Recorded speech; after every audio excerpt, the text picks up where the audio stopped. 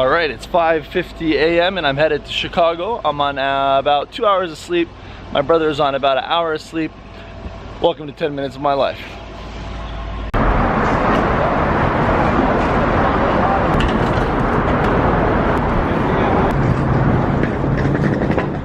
All right, guys, so this is why I'm at the airport. This is pretty much what happened. One of our team members showed up to an address in Chicago for an engagement photo shoot, but the couple showed up to another address. There's a little bit of misunderstanding with the clients. So to make my clients happy, what I did was I said, you know what? I'm gonna personally fly down to Chicago to do your shoot. Their shoot is an hour and a half long, but I booked my ticket and I'm flying to Chicago just for that shoot. And the shoot is literally an hour and a half. I'm gonna do the shoot and stay there the night and then fly to Salt Lake City for the next wedding. So 6:25 a.m. right now. But yeah, if you want to make your client happy, you want to prove to your clients that you care, and you definitely have to do things that are out of the ordinary, you know what I mean?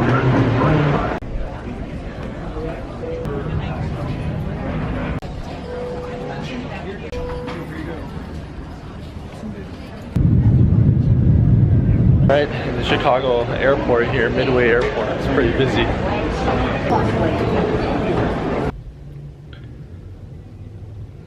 So that right there is a Muslim guy praying over here at the gas station, over on the side. It's pretty cool to see. So for those of you who don't know, Muslims pray 5 times a day. And pretty much what that means by pray is they're worshiping, not like asking for something all the time.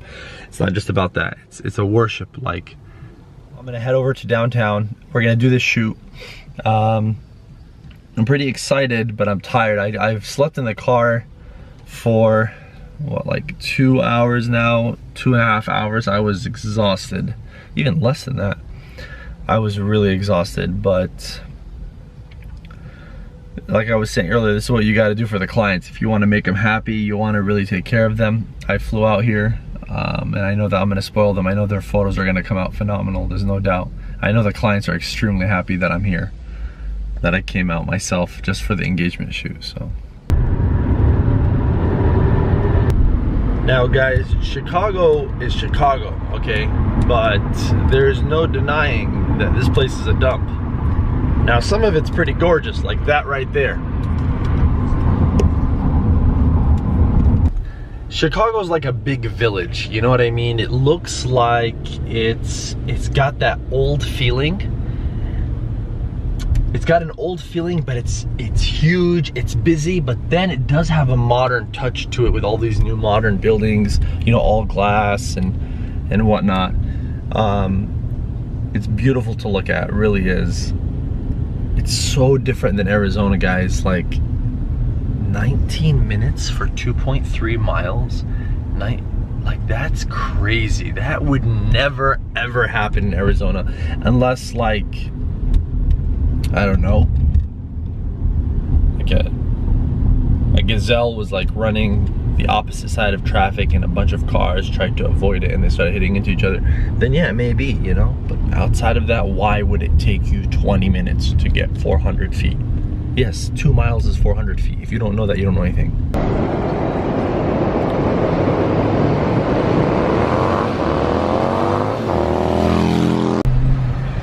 Only in Chicago, only in Chicago. Clip there. My friend Omar Awad is from Chicago, unfortunately for him. And the thing is, all of the teams he's ever rooted for, all the teams he's ever loved, they've all lost everything. Like, they have nothing, you know what I mean? And it's just sad. It's sad to see like how much it affects him. But it's like, okay, you know, vote for a winning state, you know what I'm saying? Why? Like, now they made the Bears into a charity. I get things in the mail that say, please donate money to the Bears, you know, and they're probably gonna do the same thing for the Bulls. It's just it's a loser state, you know, and they breed more losers, you know. It's just sad. I don't know. Omar's a great guy, but he doesn't make the right choices. Look at that. It says city information. And it's a coach. Like, what information does that give me exactly? You know, I remember hearing a story from my father that a new American Express CEO, he heard of a client like having a bad experience and flew over like personally to meet with them to make things better. And it like made headline news or something. I think I got the story right. I think that's what happened. But regardless of the little details, the takeaway from that is, you know, when you look after your client the way that man did, your reputation is going to last a very long time. And sometimes you will do things that probably to other people they won't make sense, but they will, for your clients and for the people who look at you, it will make you memorable, you know? So I come out here in hopes of spoiling our client because they deserve it. And secondly, that our reputation is clean and stays clean, inshallah, you know?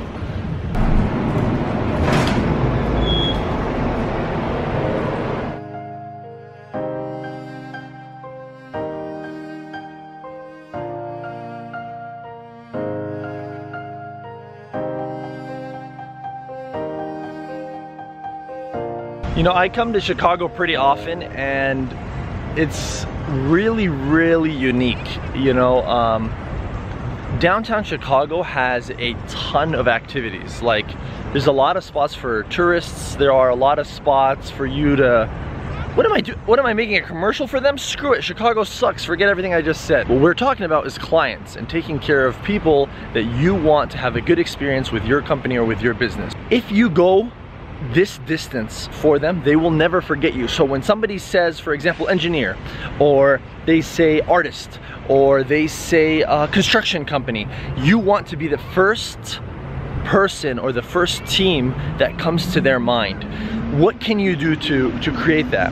So if you guys saw one of the vlogs, I did talk about repetition. The repetition in advertising helps people remember you. I also talk about providing such excellent service, inshallah, that people cannot help but remember you.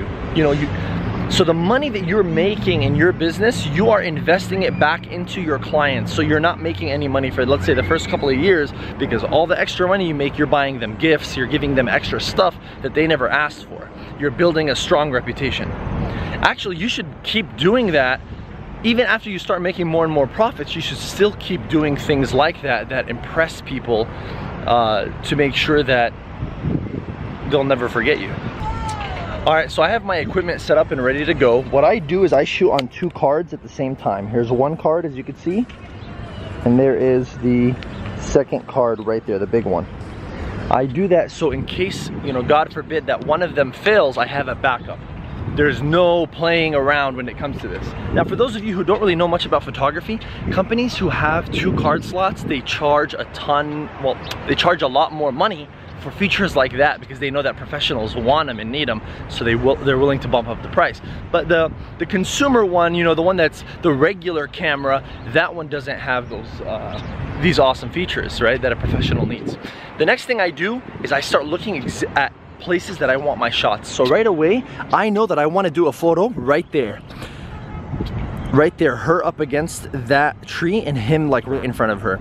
The next thing I know that I want to do is I want to go down there and I want to shoot facing up here to get them here with those buildings in the background. So even without walking around, I'm able to tell exactly what's going to look the best. For example, them holding hands and walking over there. You know, I could already tell, you know, like, okay, this is what's gonna look good, this is what's needed. Maybe even a shot of them sitting up over there like that and talking to each other. Maybe their hands on their knees. Over here, they're talking to each other with all that in the background up there. So yeah, that's the next thing that I do is I start looking for opportune shots, more walking shots down there with that background over there. So yeah, alhamdulillah, from experience, I'm able to right away tell you, okay, this is gonna work, that's not gonna work, this is gonna work right away. I already have like 15 ideas in my mind. Alhamdulillah, and that just comes from experience, and hopefully you guys are gonna be that good in your field regardless of what you do, that you'll be, well, I can't say that good, I can't say that I'm good, but hopefully you're gonna be that fast in your field where you're able to make quick decisions without problem. All right guys, I just finished the shoot. It was 2 hours of straight work. it was pretty tough, honestly. The bag that I have is about 45 pounds. So I'm pulling that, but we're going up and down stairs here in Chicago to go to different levels. So I'm picking up that bag and going up like 6 flights of stairs, up and then back down and back up and back down, doing different areas in the parks. And we walked probably a mile and a half with the shooting, so it went really well. And the clients, they were like, man, we can't believe you came from Arizona just to do this. Like, they felt so guilty. I said, hey, don't worry about it, I'll do anything for you guys. I want to make sure that you guys are happy. At the very end, after all the work, the groom, the soon-to-be groom, he says, you know, honestly, man, I don't know anybody else that would have done this. I was like, man, if it makes you guys happy, I'm happy. I think you guys are gonna be really happy with these photos. And I really appreciated him saying that, because I would like him to think that this is rare, you know, this is not something that anybody would do, travel all the way out here to Chicago just for an engagement shoot.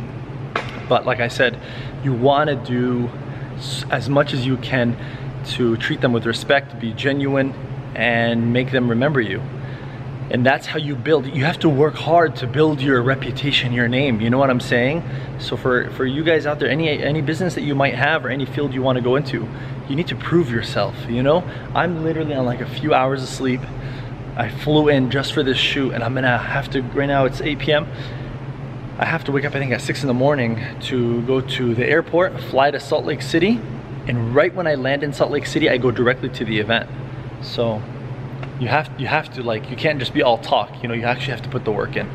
Here in front of Fatouche, I'm pretty excited, gonna eat some great Middle Eastern food. Now you're probably wondering, why did I park my car like that? Well, the reality is it's none of your business, and this is Chicago. You're allowed to do whatever the hell you like to do. There are no rules in Chicago. This place is the highest crime in the world for a reason. And it will always be the highest crime in the world. But nonetheless, we get to go to Fatouche. They do allow Muslims, which is fantastic news. The only issue is I don't think allow Pakistanis. And being that my brother-in-law is gonna be here in a little bit, we're gonna have to talk to them and be like, look, he's half Paki, half Afghani, and hopefully that will help. But fantastic food is what I hear. Excellent reviews. Some cultures are not allowed. What are you gonna do? By the way, this is Harlem Avenue. This is the road that everybody goes to get all of the good food, the tobacco, the insurance, the iMobile, you name it, it's all here. It's gonna be pretty fun. Just waiting on Ali to show up. I'm gonna keep walking back and forth until I get robbed. Hey, come on. It's fine. What am I doing? That's it, nothing. You're just on the vlog. That's oh, what's up? Am I on YouTube now? That's it, you're on YouTube. What? Yes. Mama, we made it. How many subscribers you got? I got like 6. Bye. See? Story of my life. Story of my life. That was my brother-in-law Ali, and we had a really good time with him and his friends. We were eating falafel, hummus, and baba ganoush, and fun barbouche. Ooh, shan barbouche. Arabs are weird, man. Arabs are really weird. Alright, we're trying to figure out, maybe I should just drive off at the sidewalk. Wallah, screw it. Just gonna drive off like this, wallah. Wallah, easier, wallah. Huh. Hey, there we go, that's much better. Perfect. Alright. Sometimes the seatbelt thing is going off, but okay, good, it's done. Anyways, Rawan, I don't know if you're watching this, you're probably not, but the food that we didn't eat, we have leftovers, it's for you, Rawan. I don't know if that sounds nice or that sounds rude, but by the time you watch this, the food is gonna be 3 days old, and it's gonna most likely still be in the fridge. So make sure to pause this video, go to the fridge, and throw it out, inshallah. What's up, cousin? What up, cousin? How you doing? What up, my man? Ziada's waiting to meet you, bro. Come on. Well, I'm excited to meet him too. I'm here. I'm outside a ghetto-looking place. Is there? It's outside a ghetto-looking place. Is this it? That's actually one of the best apartments in really? the neighborhood. This is one of the best apartments in the neighborhood? شكلها زي ال... Yeah, I'm here. Oh, you haven't seen my apartment. It's beautiful. I'm making it right now. I'll be there in a second. So me and my cousin Mohammed Oke are gonna be hanging out with our friend Mohammed Ziara, spending the night at his place. Yep, there he goes. That's my cousin, he's here. Talk to you later.